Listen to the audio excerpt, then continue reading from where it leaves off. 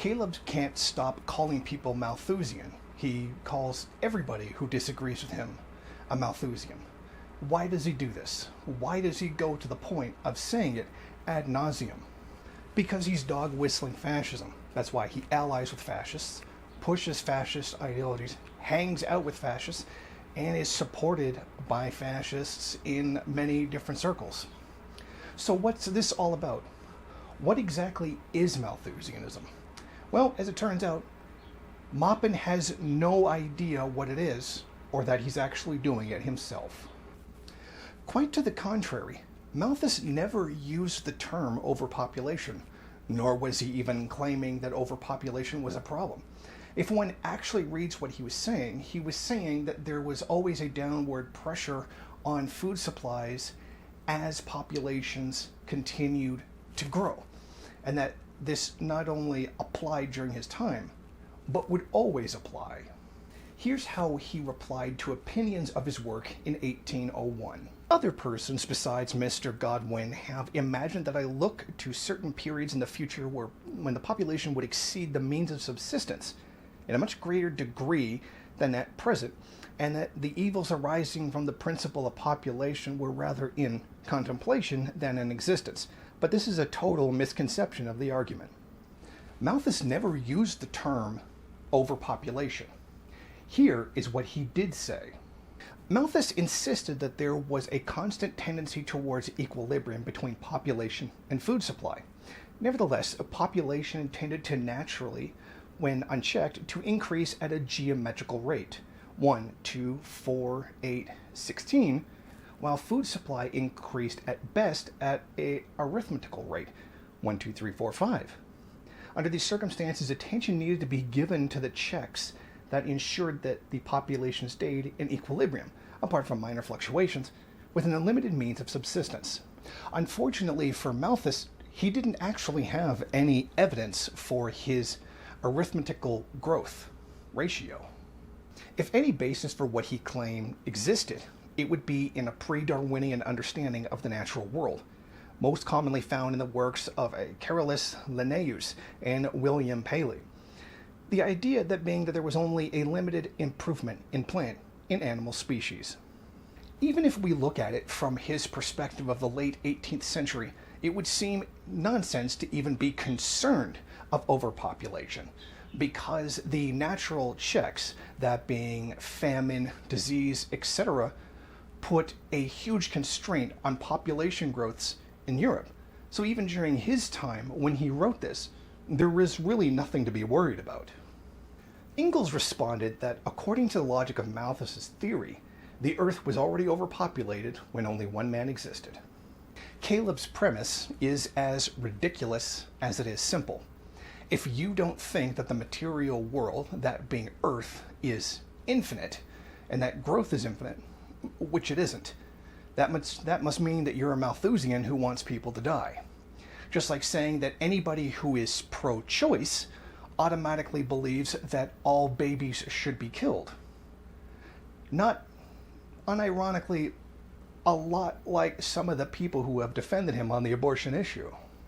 So Maupin actually gets Malthus's theory all wrong. It has nothing to do with ecologicalism, which Maupin repeatedly juxtaposes it with. What it does say was that any attempt to improve worker conditions or conditions of the general public would inherently be counterproductive. He said there was no room for this kind of improvement in the condition of society because it was fundamentally impossible given the strain of the ratio that I described that he had given earlier, that it was impossible to raise living standards given these self-perceived limitations. If anything, Malthus's arguments were non-ecological, and quite frankly, some of them were outright anti-ecological.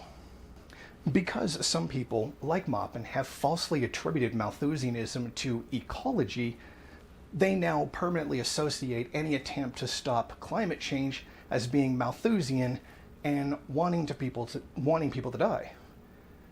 But Malthus had said nothing about ecology and suggested nothing of the sort. He just had a really bad theory about the growth of people in relation to food, which in the end was nonsense. So, in Maupin's incorrect eyes, anyone who's against the planet dying is automatically a Malthusian.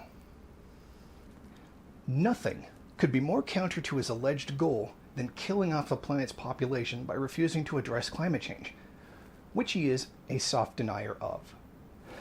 Now, a similarity between Malthus and Caleb, and particularly in this situation Hawes, is an utter disdain for worker organizations, more specifically building unions.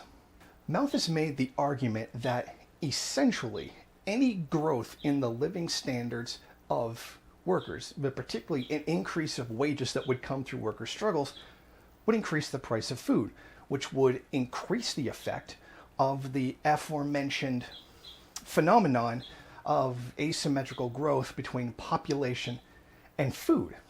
Now, once this was developed even further, it became a theory under the name the Wages Fund Doctrine. He opposed worker unionization and increasing wages because he felt it would make an existing problem, one that was only in his own head, even worse. So it's interesting how these people, like Hawes, want a revolution, yet they openly oppose the unionization of workers. So it kind of makes you wonder if he understands anything about Marxism at all. Or maybe he's not a Marxist at all. William Cobbett criticized Malthus for both class discrimination and narrow-minded moralistic subservience to the doctrine of the established Protestant Church. I have, during my life, detested many men, but never anyone so much as you. No assemblage of words can give appropriate designation of you. And, therefore, as being the single word which best suits the character of such a man, I call you parson, which, amongst other meanings, includes that of the borough-monger tool. Now, one of the points Malthus was trying to make is that this equalization, that eventually people would end up starving because food couldn't keep up with population growth. This was his operation to the English poor laws, things that were designed to try to make things better for the poor. His main point was that this asymmetrical growth should disproportionately affect the lower classes because they are of less moral character than, say, the gentry, the aristocracy, or the middle class. He specifically said that it should affect the lower and the poor, and that they should be kept away from their elites, their social betters, so that they would be disproportionately affected. One of the things that he worried about was lamenting that the middle class of society would be blended with the poor, that the middle class would somehow get mixed up in the poor and suffer as a result.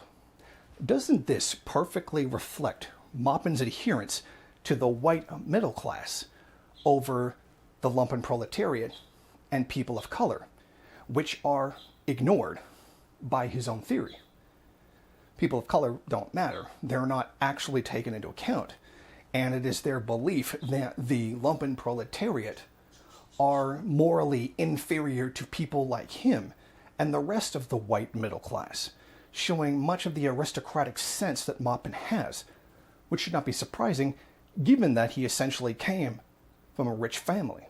So we see this similarity in Malthus's thinking to Maupin's own political pat-sock theory. This is all appropriate, that Malthus had very little regard for the masses of people, that the lumpen proletariat, the lower types, they had no moral restraint. And isn't that what Maupin says all the time? Oh, they're just dope heads. Oh, they're just people who get drunk and don't do anything, and they're such low pop people and of low moral character, and insulting the way people dress as though it were somehow relevant. This is all very much an aristocratic view, which Marx criticized Malthus for having. Which, if Maupin had actually read Marx, he would have known that criticism was there and taken that into account for his theory and corrected his own reactionary perceptions, or at least his own reactionary mentality, which he didn't do. One of those things, those moral questions, is the question over illegitimate children, and that they were certainly not entitled. With regard to illegitimate children, after the proper notice has been given, they should, on no account whatsoever, be allowed to have any claim to parish allowance. The infant is, comparatively speaking, of no value to society, as others will immediately supply its place. Doesn't this also show another parallel between Malthus and Maupin? The disregard for the lumpen, or more specifically, the disregard for people with disabilities? How many times have you watched a Maupin supporter insult somebody for having a disability, or saying that they were less of a person for having a disability, that somehow their revolutionary potential didn't matter because of their disability?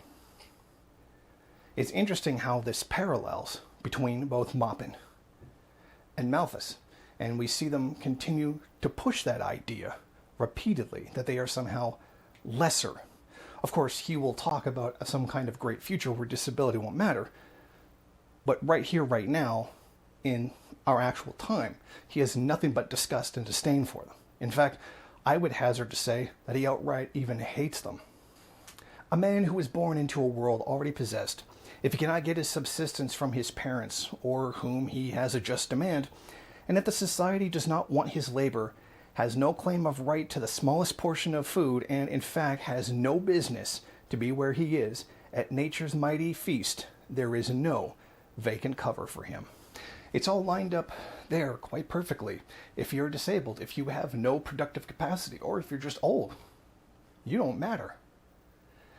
Now, you would expect this out of the mentality of someone who was pro-capitalist, as Malthus is, but for someone who proclaims to be a Marxist, who seems to completely reject Marxist theory and Marxist criticisms of Malthus without giving any reason for it, you wonder if Caleb is who he even claims to be. But isn't this also reflective of the pro-life stance that he takes, the anti-abortion one, filtered through his religious beliefs rather than material conditions, as he is supposed to as a Marxist? Instead of running around just claiming anybody who is pro-choice is automatically a Malthusian, he should recognize that the point of being pro-choice is a matter of health care that women need, and that his reactionary Protestantism would not have him recognize that this is also about bodily autonomy, or the fact that the Bible doesn't say anything about abortion whatsoever, and that most Christians don't even know what they're talking about when it comes to their own religion with regards to this particular topic. So we see, not only is he taking the Malthusian route himself, he's also falsely attributing Malthusianism to basic rights over one's own body and healthcare, which should be available to women on this matter. Is this why he also deviates away from talking about class struggle towards conspiracy theories about international bankers and other, assorted anti-Semitic conspiracy theories, and going on about Malthusians? This is what fascists do, not Marxists. Marxists would understand that there's a class dynamic to this, and that it's not some secret plot by a shadowy group of people trying to end the population, trying to cull everybody, or secret Jewish bankers.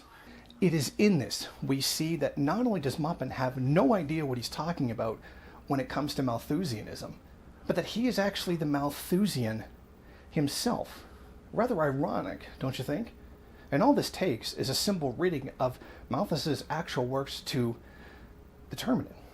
When you actually look at it and you see how these Maupinites, or Maupin and whatnot, Pat Socks, all converging with Malthusianism on multiple grounds, like in multiple different areas, it's no longer a coincidence. but perhaps a better symbol or explanation that they are actually just fascists themselves. Thank you for watching. If you like this program, then please head over to my Patreon page and set up a monthly donation. It's your donations that keep this program running. Also, if you would like, please rate, comment, subscribe, and share in various social media.